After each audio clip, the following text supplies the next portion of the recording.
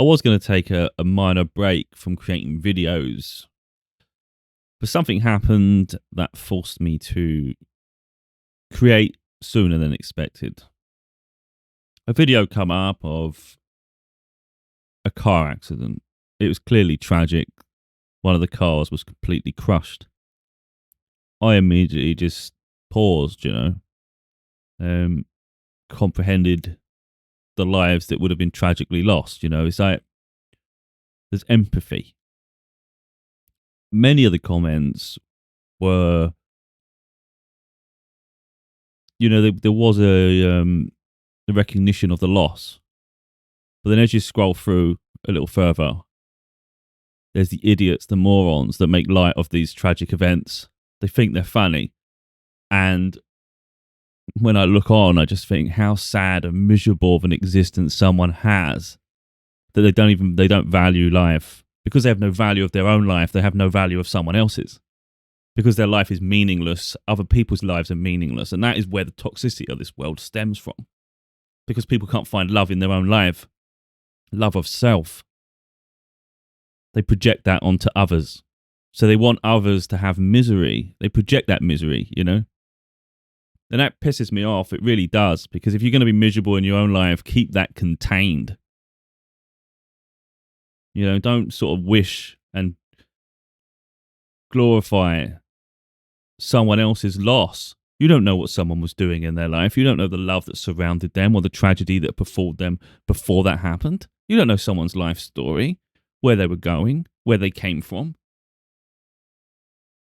When there's a loss, the misery is profound because it stems beyond that event. People have lost their life. Life is truly a blessing. So it's something to live for, they were striving for.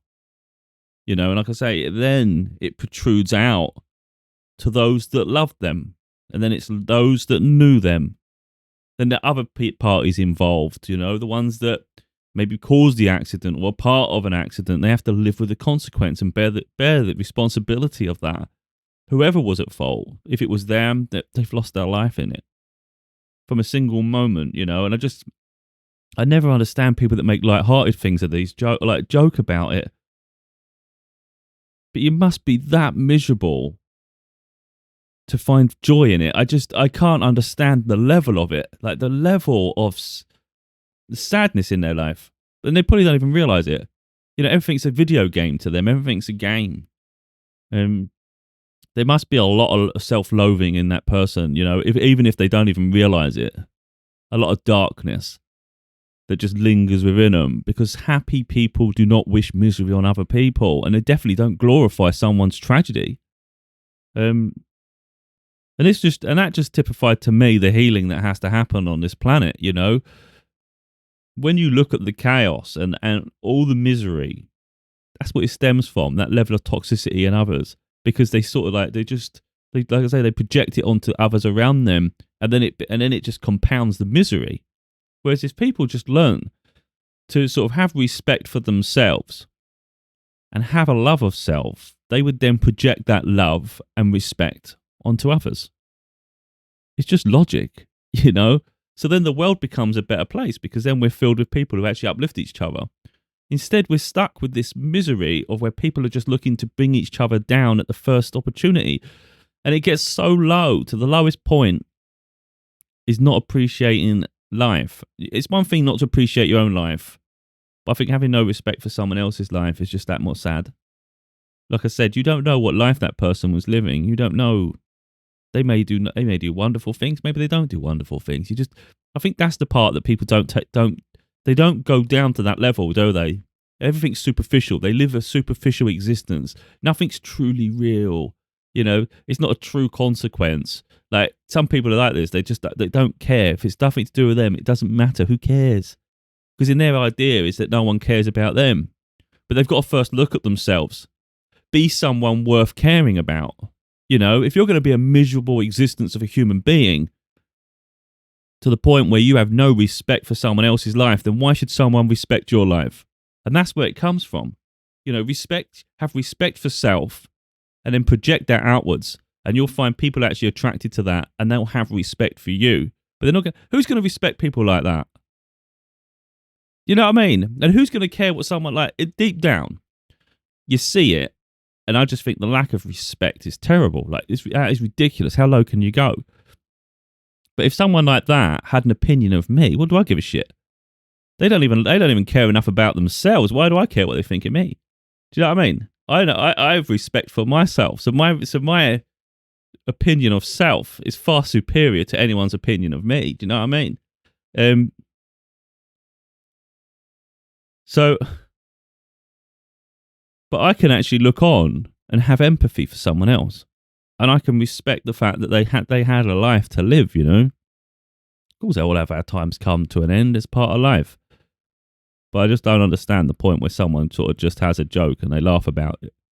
It's like they literally have no compassion in them at all.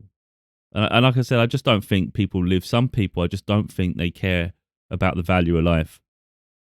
Like, because their life is so lost, it's so void of anything meaningful. It's just resentment towards others that do have meaningful things in their life. It's like other people that are not deserving. But then if you like find the value in yourself to find why you feel you're so deserving. And if you don't even feel deserving and you feel like everything's just lost anyway, think, where does that stem from? It's our life to make do with what we choose. But what I would say is those that always stay in misery, that's where you're going to find yourself at the end.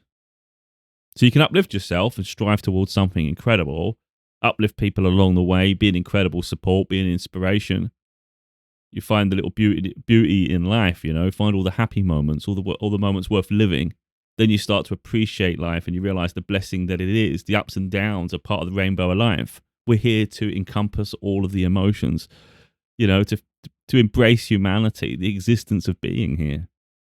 Once you do that, then you sort of you appreciate all of it, but you have respect along the way for all the ups and downs, you know. So when someone else goes through a tragedy and trauma, you can understand the loss and the suffering, you know.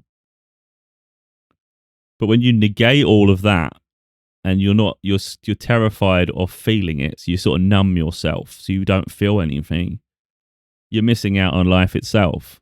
You're literally just streamlining your life to death. And you literally learnt nothing while you was here. So you're just lost to the void. And like I said, then you project that void onto other people. Each their own. All we can do sometimes is try and educate people and show them what they're doing. And when they do project, they have to realize that some of us see straight through them.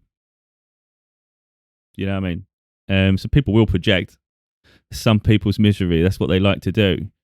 Try their best to just bring other people down. But they have to realize that some of us see straight through them and we can see the insecurity in them.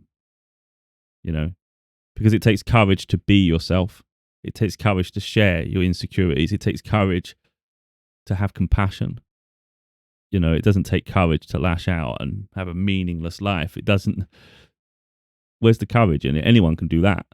Anyone can be reckless and just like not care and go, oh, look, I'm so cool because I don't care. Nothing bothers me. Let's go deep within that, shall we? Let's unravel that. You know? So nothing bothers you. What was your childhood like? What was the people like when you was growing up? What have your experiences been? How many happy moments have you had? You know what I mean? You start going unraveling the trauma. Then they realize it's a place they don't want to go. And it's only when you go there and you unravel it, can you start to uncover really where things have gone wrong, how people projected onto you, and those interactions maybe haven't gone the way you wanted to. So it's numbed you and it's made you behave a certain way. But then, like I say, then you end up projecting to the point where you're sort of having fun out of someone else's misery because you just literally have no value of life anymore.